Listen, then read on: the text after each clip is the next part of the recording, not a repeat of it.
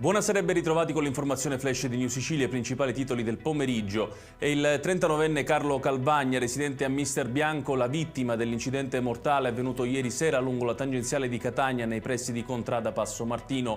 Nell'incidente, che ha visto scontrarsi un furgone contro un'autocisterna, è rimasto gravemente ferito anche un collega della vittima, ricoverato adesso in prognosi riservata. Si terranno venerdì 27 dicembre nella chiesa evangelica in via Carlo del Prete di Palermo i funerali di Maria Ruggia. La donna è morta dopo essere rimasta al pronto soccorso dell'ospedale in Grassia dal 10 al 18 dicembre per poi essere trasferita in medicina generale quando le sue condizioni risultavano già molto gravi.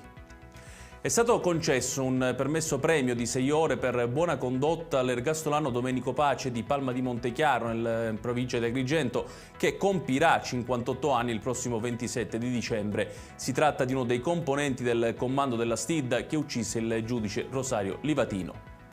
La forte ondata di freddo che sta colpendo la Sicilia in queste ore ha portato la Protezione Civile regionale a invitare comuni, città metropolitane e liberi consorzi ad attivare i piani di emergenza rischio neve. Diverse sono state infatti le segnalazioni alla centrale operativa di persone rimaste bloccate da neve a bassa quota.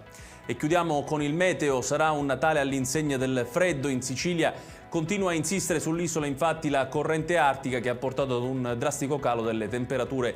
In mattinata i cieli saranno pressoché sereni, in serata però si assisterà ad un peggioramento in particolare sul litorale tirrenico dove sono previste deboli piogge che assumeranno carattere nevoso oltre i 900 metri.